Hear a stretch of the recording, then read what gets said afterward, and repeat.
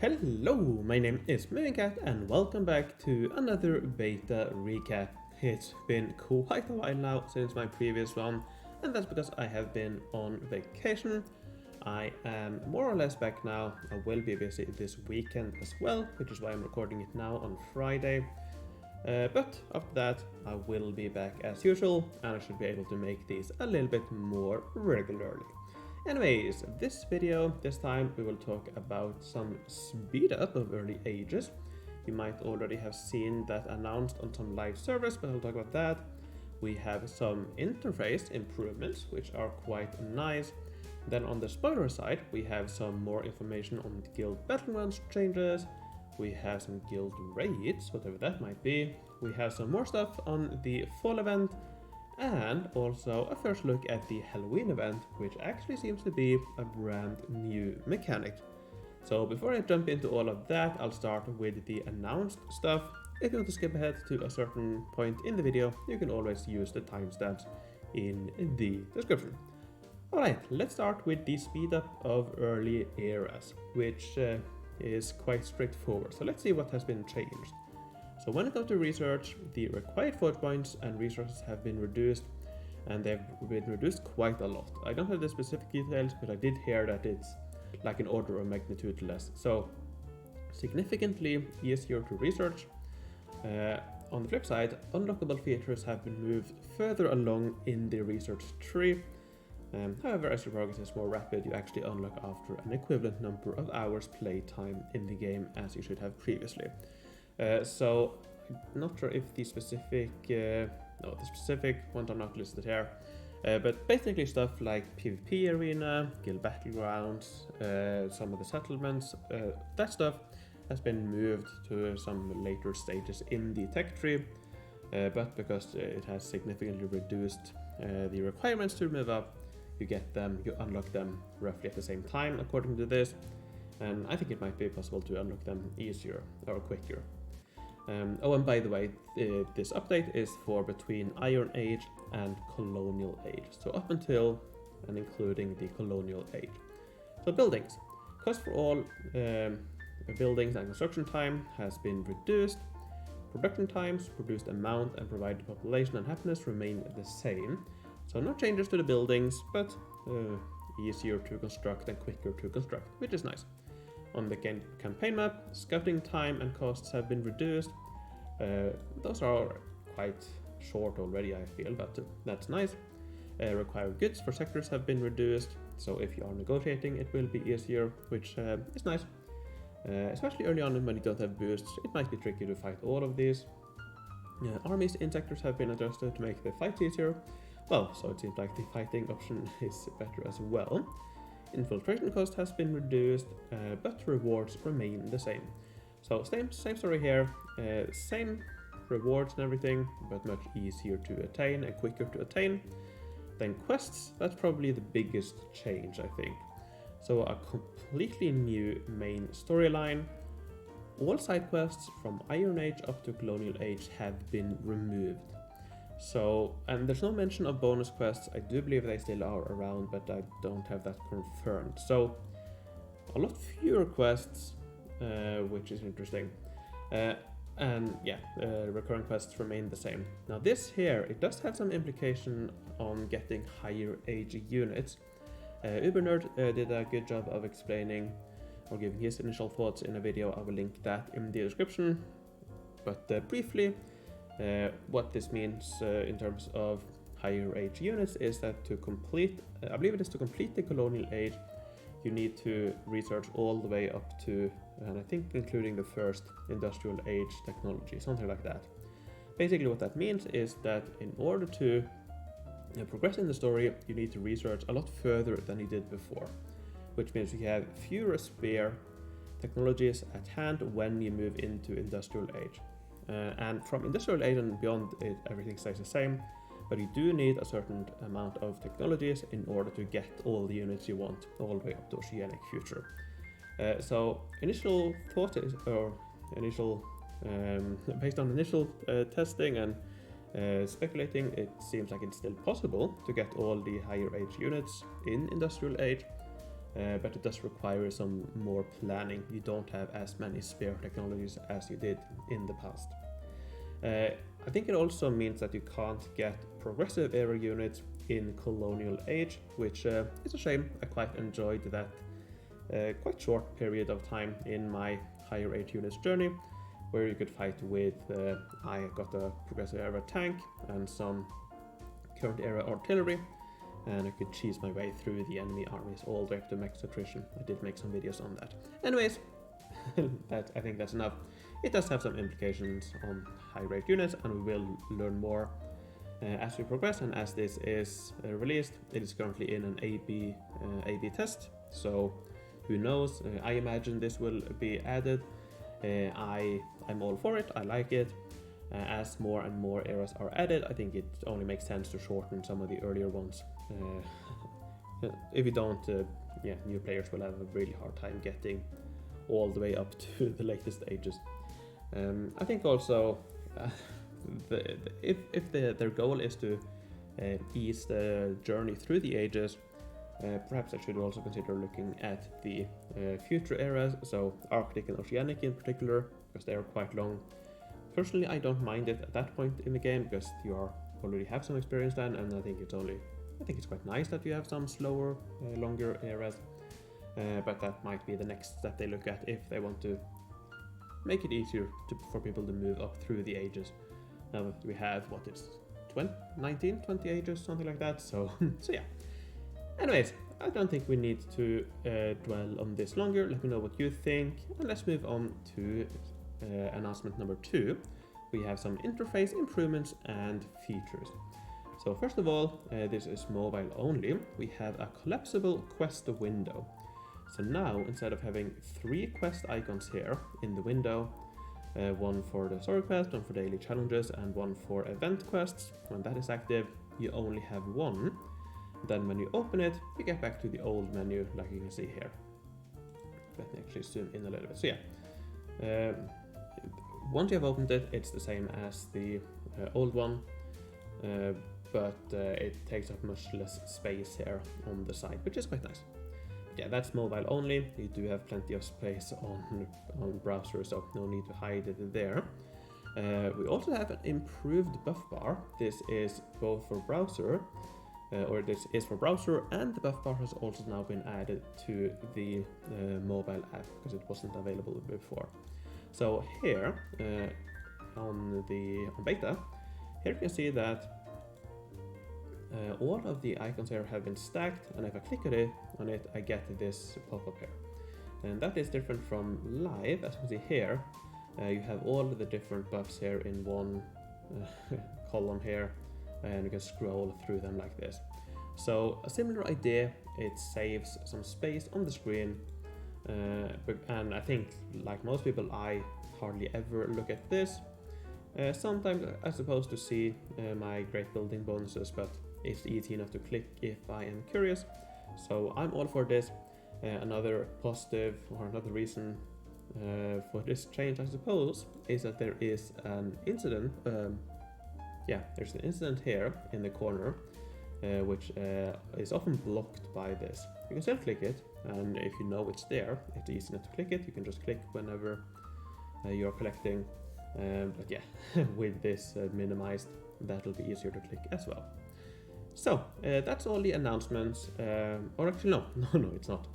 We also have a daily login bonus, which is, I suppose, similar to the castle system with the daily collections, but not quite. So let's see here. The daily login bonus is exactly what it sounds.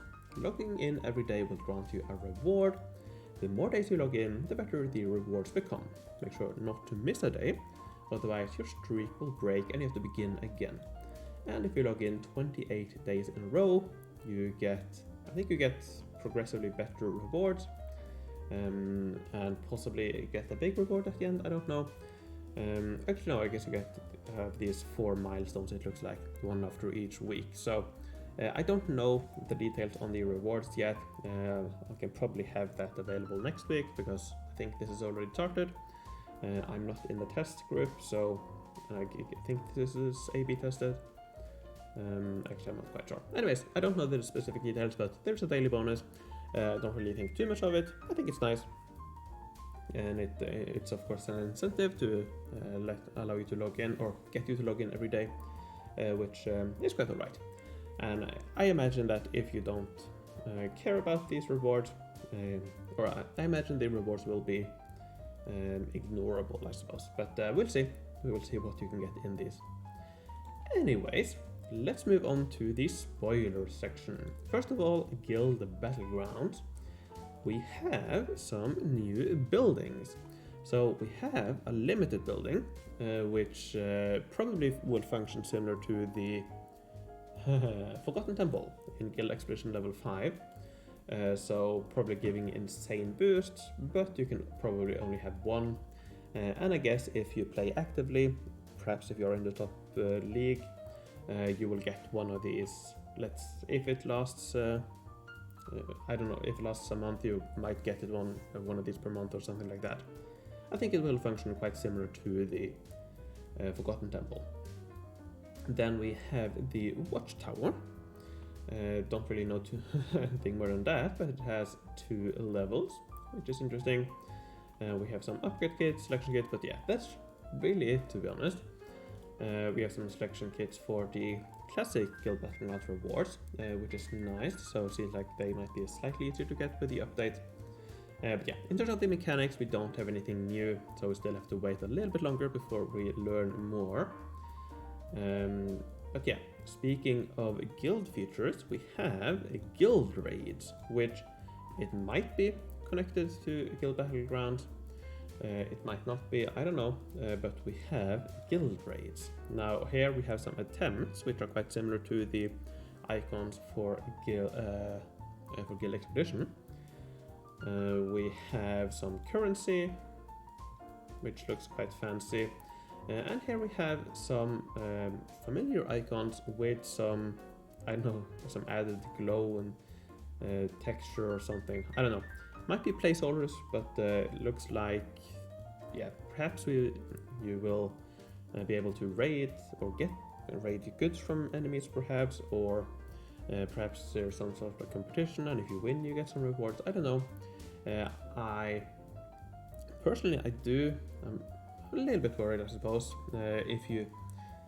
I'm not sure if being able to actually steal or raid resources from enemy guilds will be a positive thing. I think it will benefit some guilds quite a lot, but I think it also will be quite... I don't think weaker or newer guilds will appreciate it, so I think it will be more negative than positive. But if it is a net positive thing, where instead of taking resources from enemies, you either compete against enemies and win or get rewards, or more rewards, something like that. I don't know. That could be cool, but yeah, I don't really know too much about it yet, so I guess we will have to see. But I guess I'm anxiously waiting to see what this actually is. So that'll be interesting to keep an eye on. And yeah, moving on, let's talk about the 2 next upcoming events. We do of course have the summer event, soccer event, sorry, which is next up on live. But then after that, we will have the fall event, which I expect to start next week on beta. I don't quite remember if we knew this when I made my last beta recap, because it's been like a month now. But the event will be a copy of the... where is it? A copy of the wildlife event. Before that, let's talk about, or let's go through the buildings. So we have a 3x7 building, same size as the Tower of Conjunction. It has 11 levels and, well, a silver upgrade and a golden upgrade. I do not like that at all. I really do not like it. But it seems like here you need 2 special upgrade kits in order to get it up to the final level.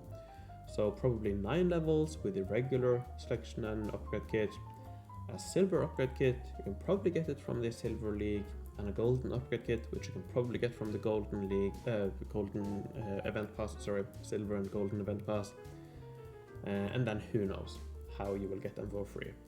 They definitely, well, if they're not available for free, I will definitely boycott the event, to say the least. But I expect them to, I expect it's still possible to get them for free.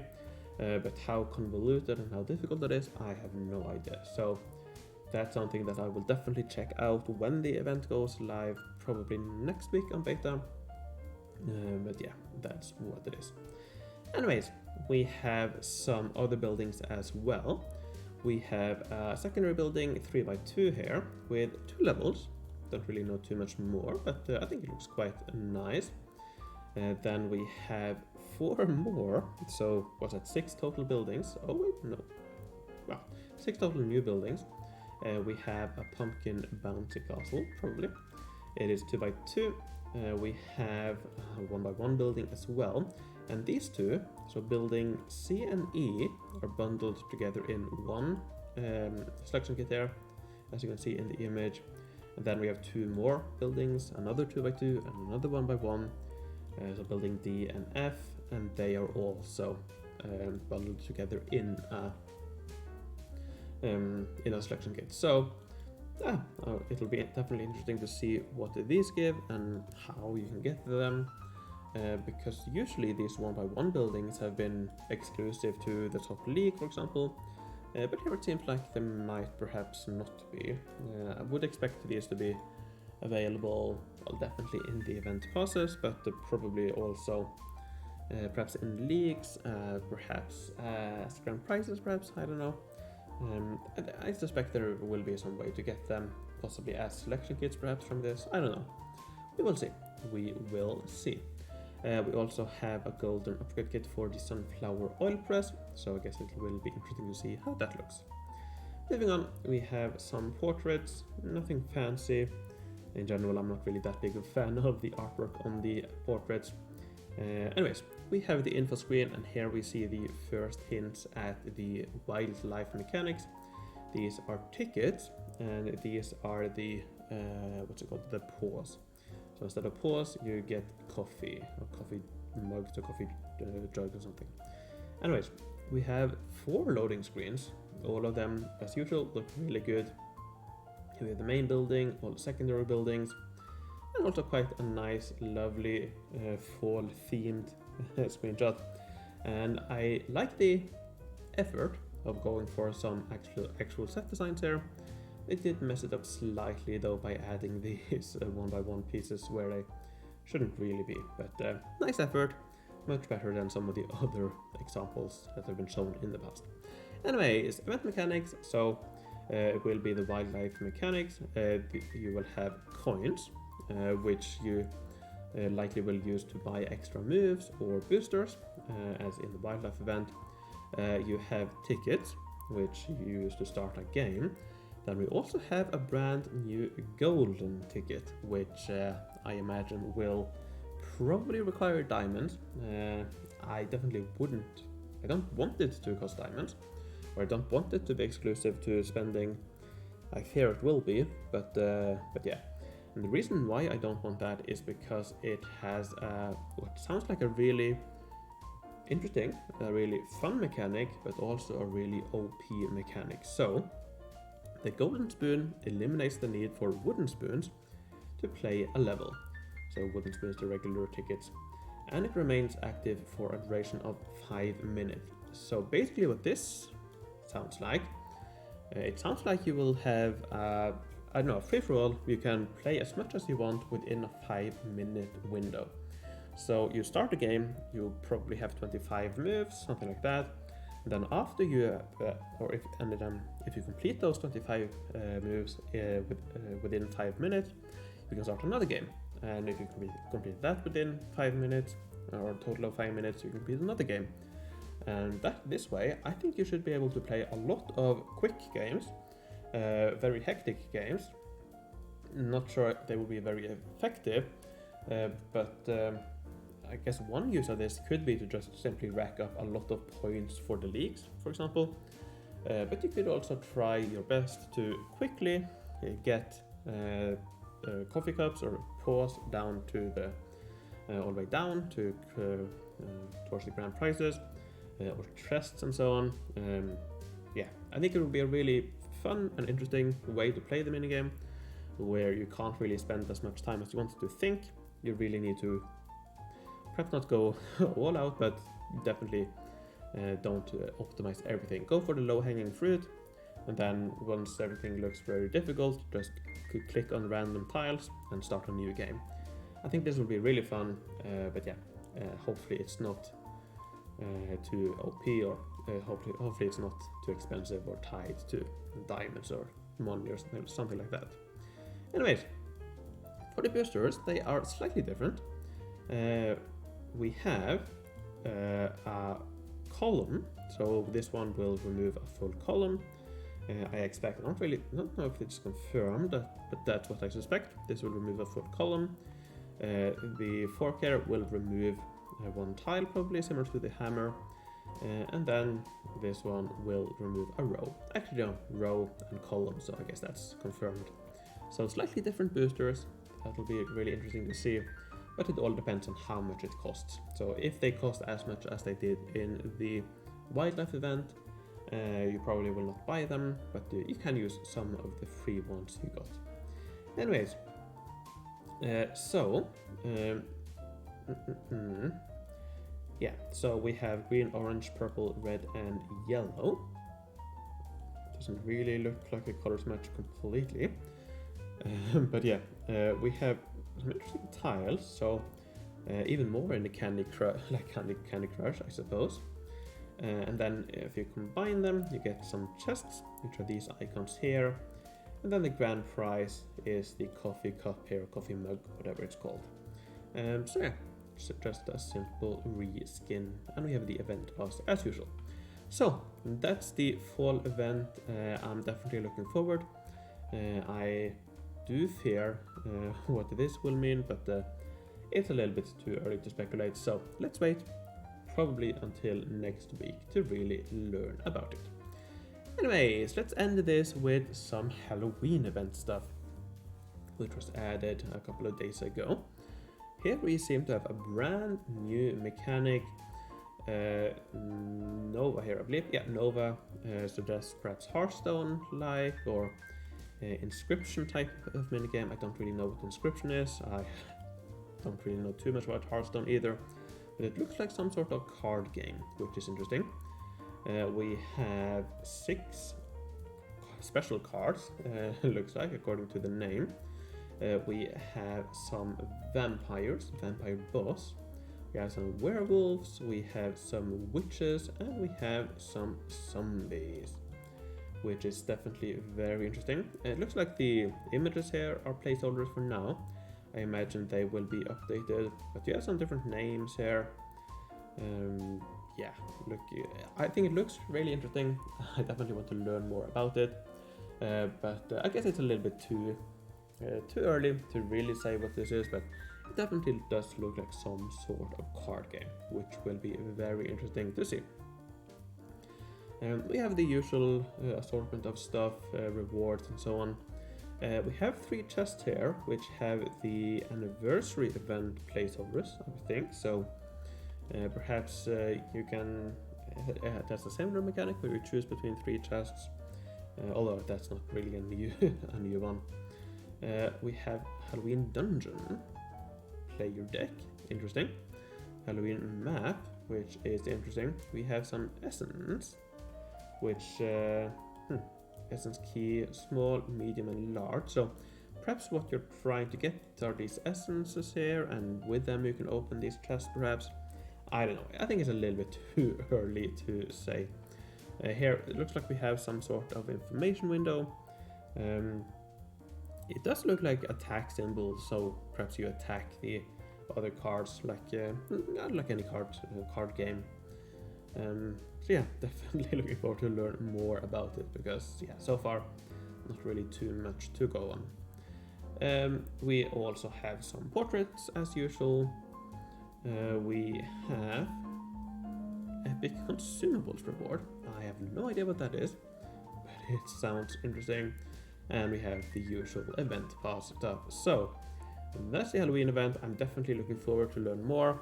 It will probably be like, well, if the fall event starts next week, it's probably going to be 5-6 weeks until we learn or get this on beta, and I'm not sure if we will figure it out before it is out on beta. So yeah, definitely looking forward to that. I will be keeping an eye and updating you each week that I make one of these videos.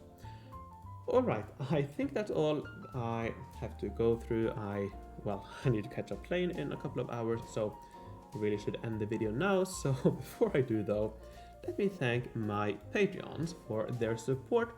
I would like to thank Hamstar, Lorden, Kim Kelly, Rolf the 8, Dan Simnad, Chanti, Hekate, Dark Matter, Mylia, 0K, RP, Hugo Kant von Count, Drew the Generous, Susan Weiss, Rago, Strike No Remorse, Merthen Emrys, Atomic, Flaus the Avenger, Aukler, Juber, Whiskymeister, Mar and Sir, Henrik Kleper, Adarel, Mike, Officially Obsessed, Ruth, Karen, Dennis, Flaus Belisarius, Stampe, Potter, Misiak77, Niklas, Mikeso, Michael, and Early Morning. Thanks a lot for support. Thanks for watching. And a quick thing that I forgot to mention, I just realized, in the background you have been hearing some background music. That is some lovely jazzy kind of music for the fall event, which is interesting. Anyways, that's it for this video. Thanks for watching. Take care, and I will see you in the future.